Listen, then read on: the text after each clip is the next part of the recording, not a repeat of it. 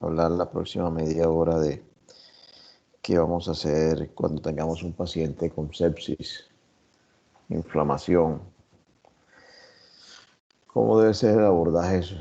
Me voy a enfocar en el abordaje eh, inicial del paciente que nosotros pensamos que está cursando con una respuesta inflamatoria, que hay un foco infeccioso de base y que necesita de tratamiento, de abordaje diagnóstico y de seguimiento. Inicialmente, lo que vamos a hablar pues, es definir sepsis, choque séptico, hacer esas definiciones que son realmente importantes e interesantes para uno poder evaluar y tomar decisiones, ver cuál es el problema, porque vale la pena dedicarle un tiempo de estudio a este tema. Vamos a ver cómo monitorizamos desde la cabecera del paciente sin tantos catéteres y tantas, ¿sí? ¿Sí?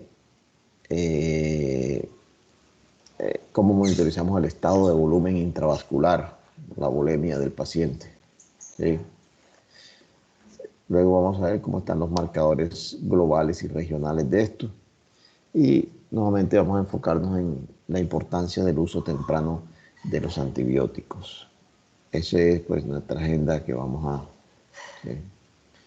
Bueno, inicialmente nosotros manejábamos desde el año 1990 unos criterios de diagnóstico de sepsis y decíamos, todo aquel paciente que tenga fiebre, que esté taquicárdico, que tenga frecuencia respiratoria aumentada, que tenga leucocitos altos por encima de 12.000 o leucocitos bajos, como lo muestra acá esta gráfica de la izquierda, o que tenga más del 10% de formas inmaduras, es sepsis.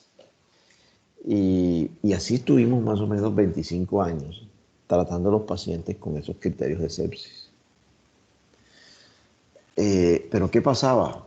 Que una gran cantidad de pacientes que tratábamos como sepsis, nos dábamos cuenta que al final no se comportaban así. Ya los habíamos tratado, pero no se comportaban de esa manera. Algo que pues, nos dejaba muy preocupados, porque sobredimensionábamos las condiciones del paciente. Por tanto, en el año 2016, luego de que diagnosticábamos sepsis o choque cuando tuviéramos hipotensión, sumado a estos criterios que les acabo de mencionar, nos dijeron que eso era muy amplio el concepto que traíamos y que teníamos que limitarlo para poder tratar mejor a nuestros pacientes, para racionalizar el uso de los recursos y para obtener mejores resultados. Por tanto, eso nos dio las herramientas y hoy podemos decir que muchas de las cosas que nosotros estamos haciendo en sepsis van a depender de no solamente estos criterios que son unos criterios de alerta, ¿sí? Cambió la definición de sepsis y dijo que eso no era solamente que estuviera con alguna infección, sino que ese organismo estaba disregulado. ¿Y qué significa un organismo disregulado? Un organismo que no tiene cómo potenciar su capacidad de respuesta ante una enfermedad y que está en riesgo de desbordar todos sus procesos metabólicos, hemodinámicos, eh, orgánicos, y de esa forma pues vamos a seguir deteriorando la condición de salud del paciente y que por eso necesita de un ajuste en el criterio, ¿ya? Que no solamente que esos signos de respuesta inflamatoria sistémica de fiebre, taquicardia, urgencia respiratoria, eran unos signos de alarma, más no estaban directamente relacionados con mortalidad ni directamente relacionados con sepsis. Un paciente puede tener sepsis, que generalmente cuando hablamos de sepsis es bacteriana, pero los virus también producen el cuadro séptico, ¿cierto? O cualquier proceso infeccioso subyacente activa un proceso de respuesta inflamatoria sistémica y puede generar un cuadro de disregulación del organismo, y esa disregulación del organismo es lo que nos hace de que tengamos un cuadro de riesgo de morir por la enfermedad infecciosa, ¿sí? Sea cual sea la etiología de la enfermedad infecciosa. Entonces, eso lo valoramos de esa manera. Nos dijeron después que salió este papel que están viendo aquí en pantalla, que esto correspondía a que tenemos que tener también signos de que no están funcionando bien los órganos. Y entonces dicen, bueno, ¿cómo no están funcionando? Entonces, de la cabeza a los pies, en el sistema nervioso central, miremos aquí donde le estoy diciendo, no lo voy a hacer en el orden que aparece en la gráfica, sino vamos de arriba hacia abajo. Y en el sistema nervioso central, pues vamos a tener que el paciente va a tener alteraciones de conciencia, ¿sí? Segundo, vámonos a tórax, ¿cierto? La respiración, la PAFI, la famosa PAFI tan sonada en todos estos tiempos, pues está disminuida. Desde el punto de vista cardiovascular, las presiones arteriales comienzan a modificarse y comienza el paciente a requerir soportes como dopamina, epinefrina o norepinefrina, que son importantes que los veamos, ¿sí?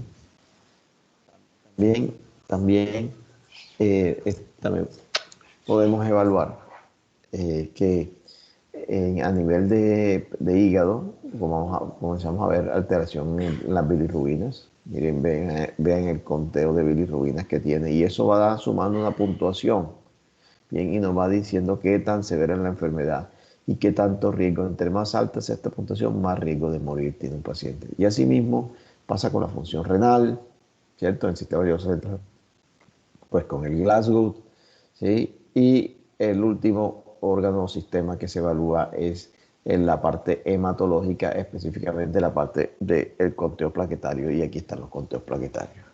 Y eso sí que pone en riesgo al paciente, por eso se definió la sepsis, ¿sí? Que es una condición que pone en riesgo de vida al paciente, porque el huésped, el enfermo, tiene una respuesta disregulada a la infección. ¿Bien? Y eso hace de que ya se generaron cambios en las funciones orgánicas, en el balance de aporte-demanda de oxígeno, ya se generaron unos cambios que hacen que el paciente tenga un riesgo aumentado de morir comparado con un paciente que no tiene un proceso infeccioso como de este tipo. Y vamos a ver que se comienzan a agregar definiciones. Antes hablábamos de una sepsis severa, no, hoy no hablamos sino de sepsis, ¿sí? Porque todas las sepsis son severas, o sea, no hay sepsis más suaves que otras. Hay unos pacientes que disregulan menos, pero todas las sepsis son severamente importantes. Y la otra condición es los pacientes que están en choque séptico, como lo vemos acá en las definiciones de la izquierda, donde vemos que el choque séptico tiene unas anormalidades circulatorias y metabólicas que incrementan mortalidad y que requieren de otras intervenciones diferentes a ponerle líquidos al paciente. Y esas intervenciones pues básicamente son la necesidad de colocarle drogas vasopresoras como epinefrina o norepinefrina, que son los que tenemos disponibles. Y aquí vamos a ver, y les hablaba ahorita del aporte a la demanda de oxígeno, y es que esta gráfica amarilla que acaban de ver, no sé si ustedes alcanzan a verla animada como la veo yo, ¿cierto?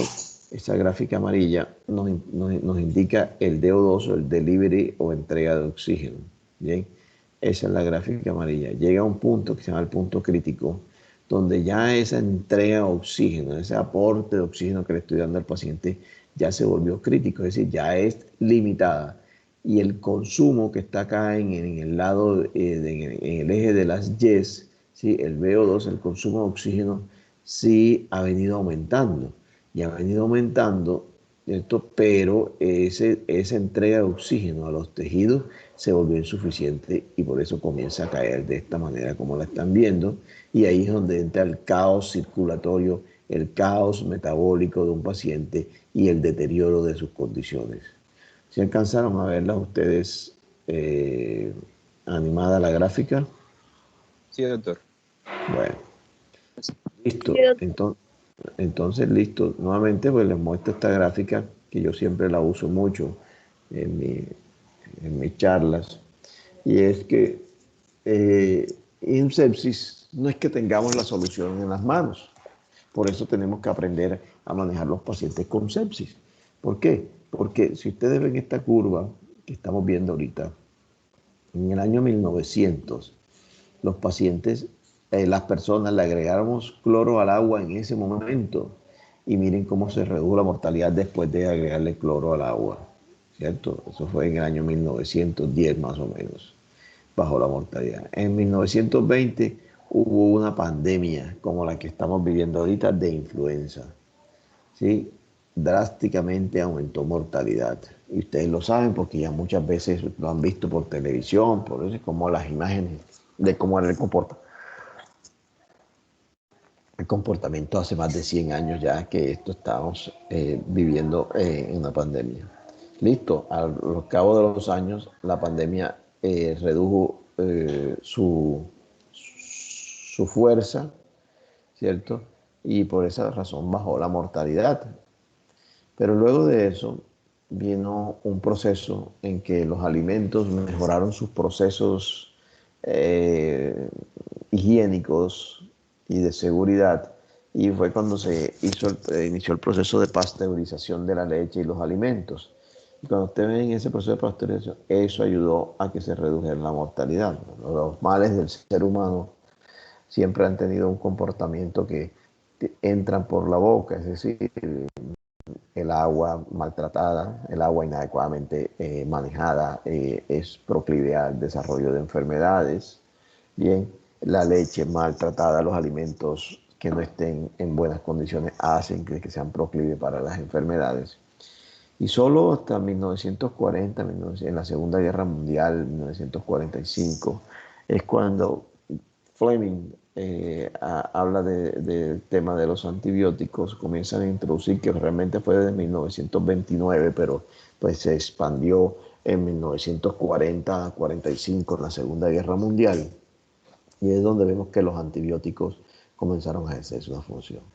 Luego, alrededor de 1960, vinieron las unidades de cuidado intensivo y ustedes pueden decir hoy, y entonces, sí se salvó gente antes de 1960 y que no había unidades de cuidado intensivo y luego en 1960 se comenzaron a crear unidades de cuidado intensivo y ven que sí, sí ayudó, claro que sí ayudó, sí, está ayudando a las unidades de cuidado intensivo a que mejore la mortalidad de las personas, pero miren que la curva ya no es inclinada, miren que fue mejor que le pusieran cloro al agua y la pasteurización impactó mucho más comparado con las unidades de cuidado intensivo. Y así estamos hoy, es lo que yo les decía en la clase pasada. Así estamos con antibióticos, no tenemos más antibióticos, no tenemos más nada que brindarle al paciente y hay otras estrategias que han permitido que esto mejore un poco. En Colombia, la sepsis, ¿sí? Tiene unas características en los hospitales, se comporta la mayoría de la sepsis o de los pacientes con infecciones graves que llegan son de la comunidad y el 30% son sepsis que se generan dentro del hospital. Bien. Y pues la mortalidad es alta. Y cuando hay asociado el choque séptico, que es todas estas condiciones que les estoy diciendo, más la hipotensión que requiere manejo, pues obviamente esto va a aumentar pues sus condiciones para necesitar proteger un poco más al paciente porque el riesgo de mortalidad es muy alto. Aquí estamos que la sepsis más grave es la sepsis de origen urinario, la más frecuente, perdón, sepsis de origen urinario en la comunidad. Mire la curva gris clara que está acá y la gris oscura es la sepsis de origen urinario intrahospitalario. Mientras intrahospitalariamente es más frecuente las neumonías como procesos nosocomiales que una infección urinaria. Es más frecuente la neumonía y eso es lo que nosotros vemos en nuestro día a día. Adicionalmente a eso, pues aquí en esta gráfica, vean que la mortalidad de los pacientes desafortunadamente es mayor en los hospitales públicos que en los hospitales privados de Colombia. Esto fue un estudio que fue hecho en el año 2011, que fue publicado en una revista internacional, pero esto equivale a Colombia, esto no equivale a nada más, ¿ya?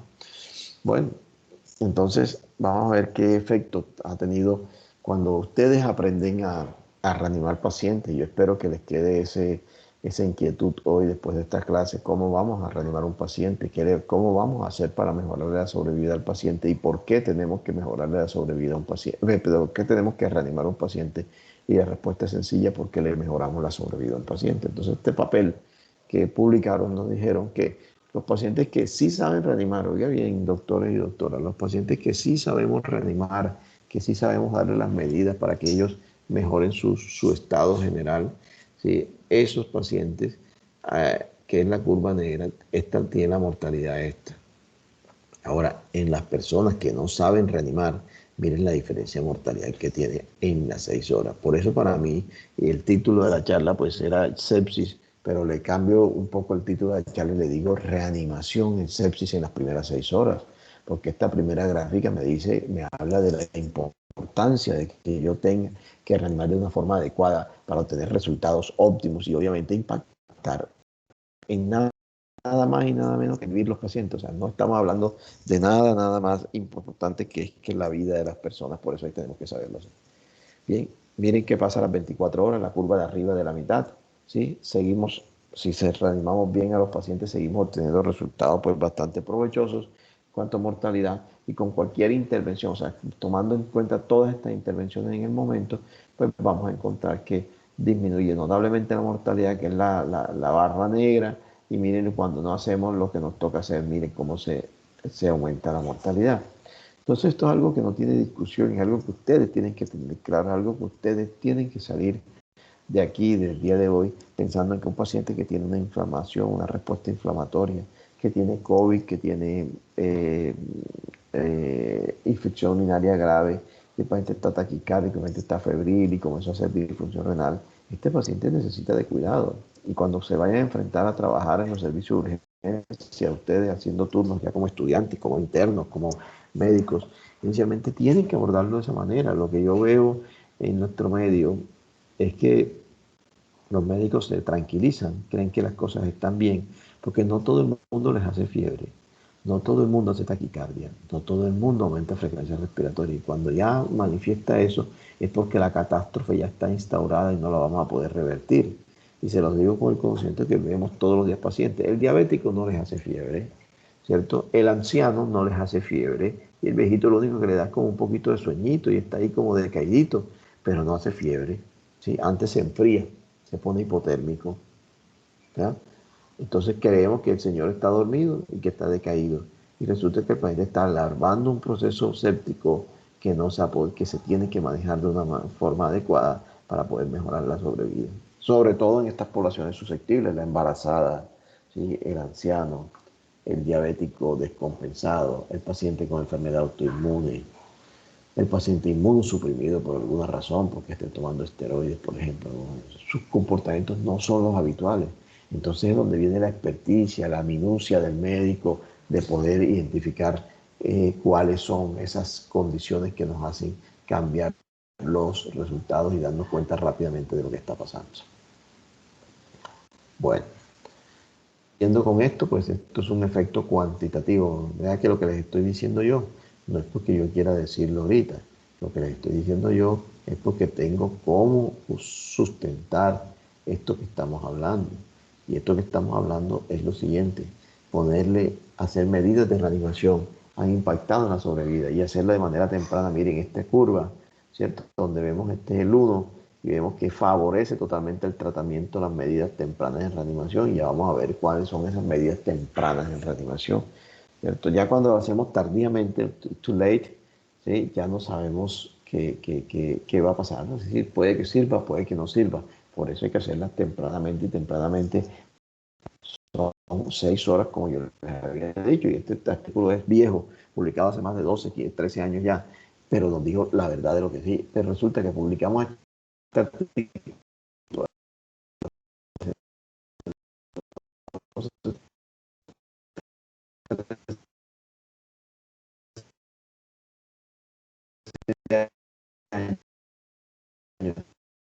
y hoy en día hay que llegó con estos signos que ya hemos hablado, ¿cierto? Yo le voy a poner líquido. ¿Cuántos líquidos le voy a poner? Eh, 20 mililitros por kilo de peso. ¿Sí? Eso es lo que va a poner de líquido a un paciente. ¿Sí? Entonces, paciente de peso 70 kilos, le pongo 700, 800 mililitros estoy en 1000 centímetros. Bien, ese es el primer paso de reanimación que tenemos. Este estudio del doctor Rivers del 2001, no me voy a detener mucho, ya está un poco, digamos, revaluado muchos conceptos de él, pero sigue siendo el estudio clave, el estudio que generó toda la información para lo que les estoy diciendo. Esto le pone líquido al paciente, le puede buscar catéter central. Yo no les voy a decir a ustedes tienen que poner catéter central en urgencia. No, no con líquido y nos quedamos así tranquilos. Bien, y con eso vamos midiendo. No hemos tenido que hacer más nada. Ponerle liquidito a un paciente y mejorarle la presión arterial. Líquido que puede ser lactato de Ringer, que puede ser solución salina normal. Nunca destroza para un paciente de esto, por favor.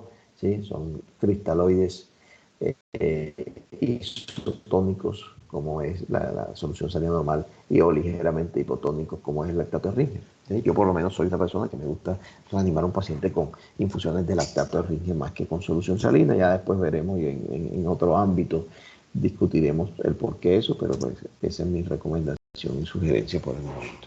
Y hacer solamente eso, oiga, manejarle la presión al paciente, estar pendientes de él, tomar sus exámenes de laboratorio, tenerlo vigilado la presión arterial, tenerlo vigilado de cómo está viviendo el paciente, la temperatura, iniciarle los antibióticos tempranamente. Oiga, solo eso hizo.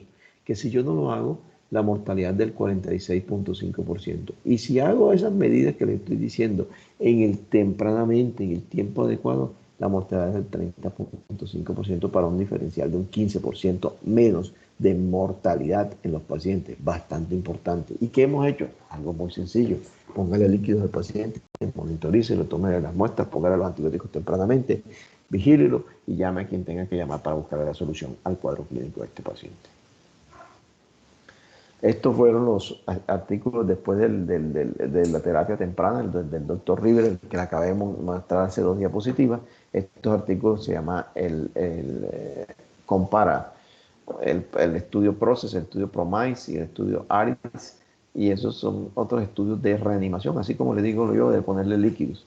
Y resulta que como esto comenzó en el año 2001, donde se hicieron estos estudios, ya no hay diferencia entre hacerlo o no hacerlo, porque ya todo el mundo lo hace, es decir, ya no hay diferencia, todo el mundo sabe reanimar a un paciente y eso es lo que yo quiero que ustedes aprendan para que se mezclen con esa masa importante de personas que ya saben reanimar pacientes. ¿Sí? Y vean que la mortalidad y la curva roja, lo que les muestro, lo que les resalto en rojo, la mortalidad pues no se varía grandemente.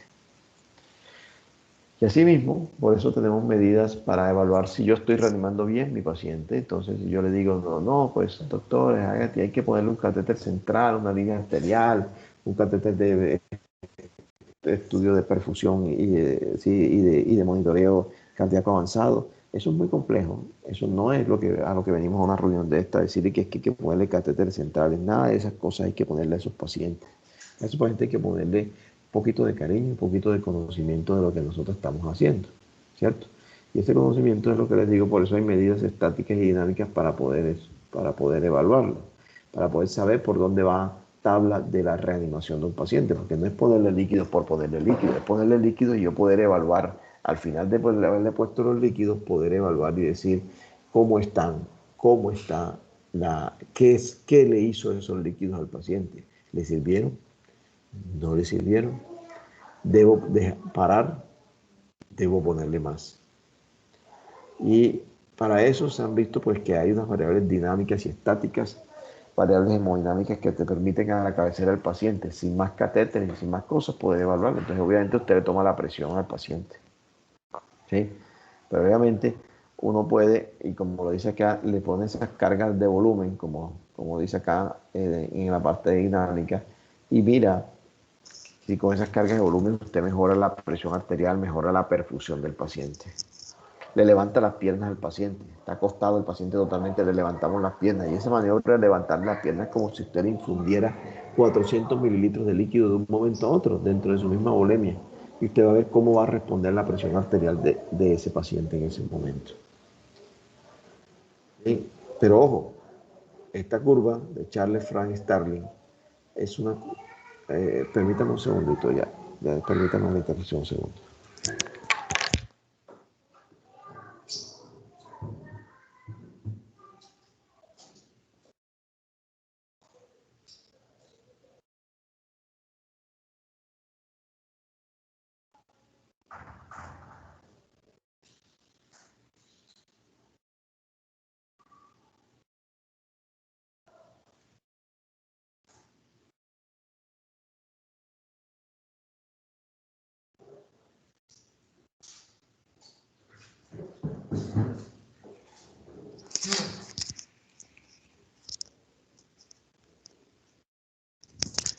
Listo. Bueno, perdón la interrupción. Pero no todo es líquidos.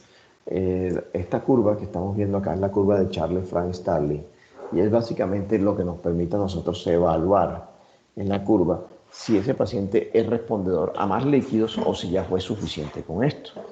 Y aquí tiene que ver mucho cómo está la función ventricular del paciente. Y vemos una curva, la primera curva que no es punteada, es un paciente que tiene buena función ventricular. Yo le pongo líquido, le voy poniendo cargas de líquido, 20 mililitros, no mejoró, le pongo otra carguita de líquido por de 5 o 10 mililitros por kilo de peso.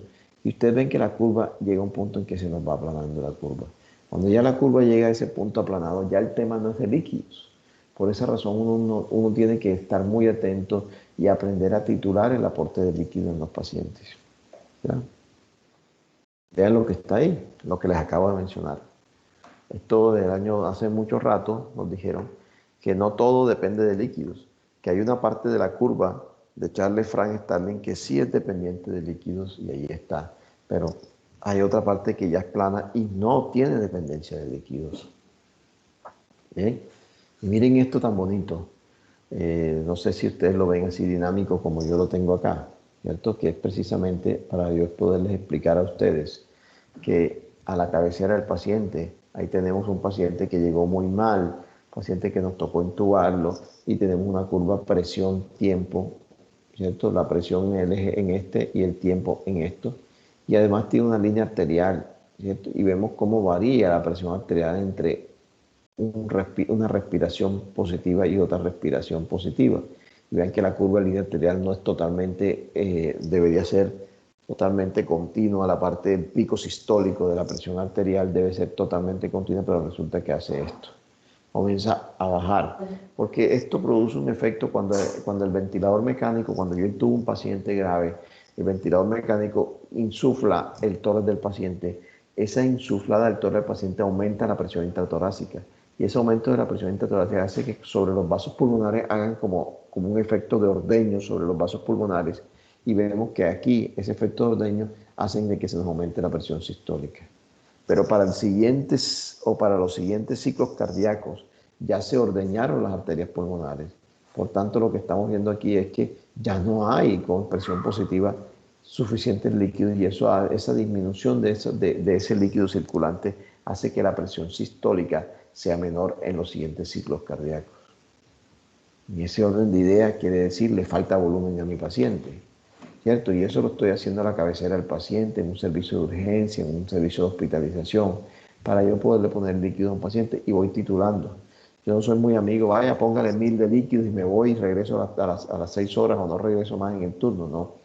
Le pongo un volumen, 500, 1000 centímetros, lo que necesite el paciente, pero estoy atento a la evolución, estoy atento al seguimiento que le voy haciendo, estoy atento a los volúmenes de orina, al estado de perfusión. Ven esos pacientes que llegan como malitos, como agitados, como inquietos. Dice, pero ¿por qué tan inquieto este señor? Está encefalopático es la palabra que usa. No, estás hipotenso, estás hipoperfundido.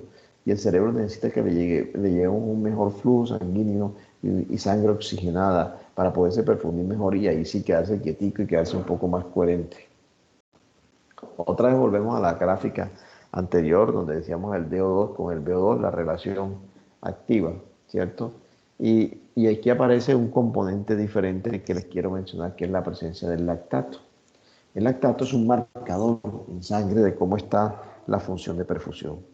Y ese lactato ustedes van a ver, miren el comportamiento inverso que tiene con respecto a la enfermedad. y nuevamente les explico la gráfica del DO2 y el VO2. Aquí tiene un paciente que tiene una muy buena entrega de oxígeno, ¿cierto? Y el consumo de oxígeno, si bien es alto, pero con una buena entrega de oxígeno, usted le está aportando suficientes líquidos, con eso usted está tranquilo.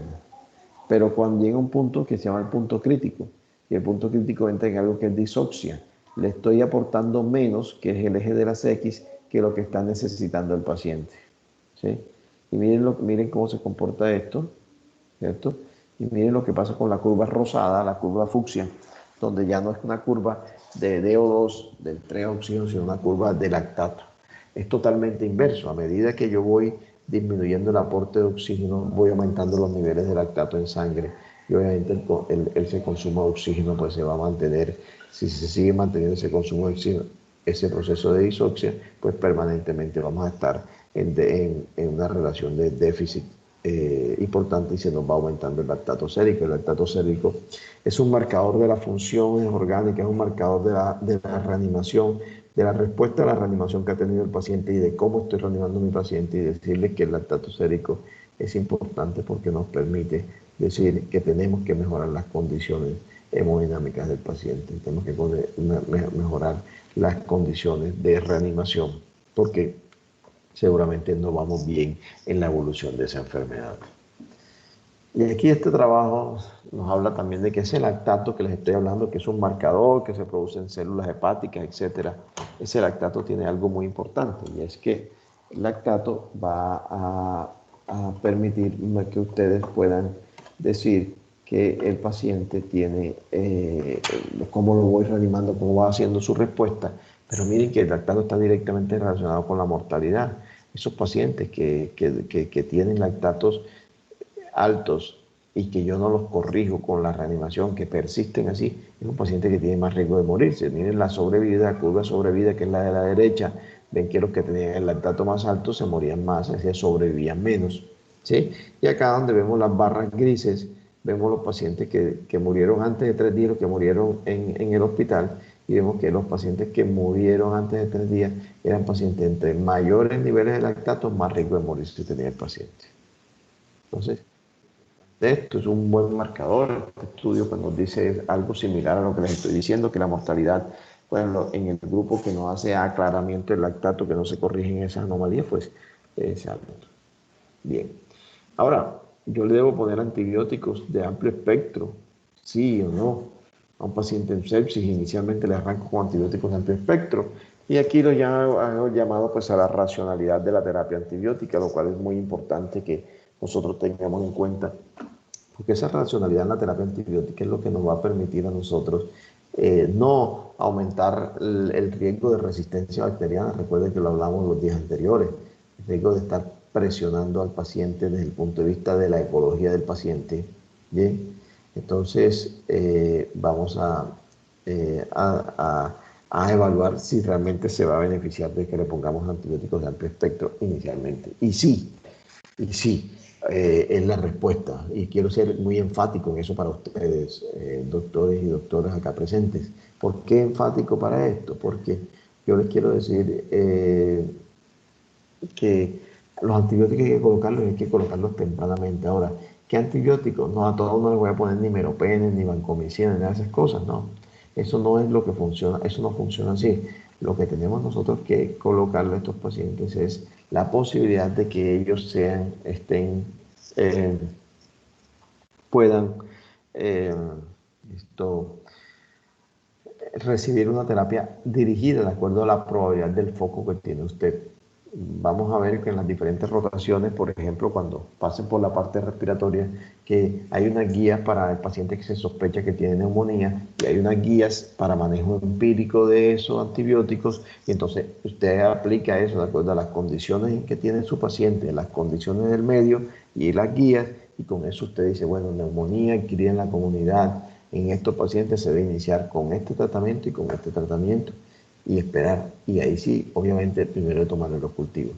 Pero ojo, vean lo importante de este estudio que les estoy mostrando, que no solamente es iniciarle los antibióticos por iniciarlos, sino que iniciarle los antibióticos y mirar si el paciente está hipotenso. Si está hipotenso, pues reanimarlo como ya les he explicado anteriormente, Pero si está hipotenso, ustedes tienen que saber que también, si no iniciamos el antibiótico efectivo, el antibiótico correcto, eso nos va a aumentar el riesgo de morir en un paciente. Y vea, y les quiero decir, a ustedes les llega un paciente del servicio de urgencia ahorita a las 7 de la mañana, y pasan las 8, y pasan las 9, y pasan las 10, etcétera, y por cada hora que ustedes no le coloquen el antibiótico indicado, sospechando el foco que tiene ese paciente, aumenta la mortalidad en 7.6%. Imagínense eso, es decir, al cabo de 6 horas, que es lo que nos compete nosotros reanimar en las primeras 6 horas, que es lo que yo quiero dejarle, si yo no le he aumentado a este paciente, no le he puesto el antibiótico que es para el foco sospechoso, vamos a estar aumentándole la mortalidad entre un 40 y un 50%. Es decir, las probabilidades de sobrevivir se nos reducen a la mitad. Ustedes se dan cuenta de la importancia de esto, ustedes sí ven lo que está pasando, porque tenemos que ser tan juiciosos e incisivos en mejorar de forma adecuada esta patología. Aquí nuevamente, pues esto es decirles que lo que les estoy diciendo, está totalmente aclarado, determinado, fijo de que sí mejora la sobrevida de los pacientes, que hay que seguirlo haciendo y que hay que hacerlo bien, administrar antibióticos de manera adecuada, administrar líquidos, bien, que eso mejora la sobrevida de los pacientes y hay que aprender a hacerlo de una manera adecuada, doctores, pero por sobre todo, también de que haga un diagnóstico adecuado de las condiciones del paciente. Miren que la mayoría de los antibióticos, si bien no los colocamos en la primera hora, en este estudio nos dice que sí los colocamos en promedio en la segunda hora, más o menos, entre la primera y segunda hora. Ustedes lo ven. Sin embargo, a los pacientes más graves, ustedes sí ven que se les colocan los antibióticos un poco más temprano que los pacientes, que la globalidad de los pacientes y a los menos graves. Es decir, cuando el paciente está muy grave nos alarmamos y le ponemos antibióticos un poquito más temprano. Entonces hay que poner los antibióticos. Ya veremos cómo los vamos a hacer, ¿cierto? Miren esto en los OR para mortalidad en los pacientes, que el tiempo de los antibióticos, miren cómo se va aumentando la mortalidad en el tiempo. Vean la importancia del uso adecuado y a tiempo de los antibióticos, ¿sí? Y miren, cuando me llega un paciente que está más o menos bien, más o menos, llegó, pero ha tenido fiebre, malestar, ¿cierto? Pero no está hipotenso, y yo no le pongo los antibióticos, mire lo que pasa. Y aquí está demostrado. Lo que pasa es que se pone más grave. Lo que pasa es que da sepsis, y aunque no necesitaba vasopresores, va a progresar a choque séptico. Va a progresar a que le hagamos más, a un manejo diferente. ¿Ya? Entonces, el llamado a ustedes es también, bueno, vamos a reanimar, pero vamos a reanimar bastante bien, para evitar de que siga progresando el paciente. Aquí vemos pues los análisis univariados y multivariados de las condiciones de esos pacientes, ¿cierto? Si vean los OR importantes, este es el univariado, y en el multivariado vienen los OR, ¿cierto? Y vemos que hombres o mujeres, digamos que parece que a uno le daba la sepsis más que a otro, ¿cierto? Que el primer tiempo en la administración de antibióticos es fundamental, protege de que haya una mejor respuesta, y que si ponemos antibióticos de amplio espectro, no, cuando yo le digo amplio espectro es cuando uno va a pegarles a todos los gérmenes y bacterias que uno cree que considera, no, uno debe dirigir de acuerdo a donde usted tenga la sospecha del foco de la infección, si es pulmón, si es orina, etcétera. Recuerden que no todos los antibióticos penetran bien el pulmón, no todos los antibióticos van a las vías urinarias de manera adecuada, no todos los antibióticos van a los tejidos blandos de manera adecuada, no todos penetran al sistema nervioso central de manera adecuada. Por esa razón yo sí tengo que, con la historia clínica del paciente,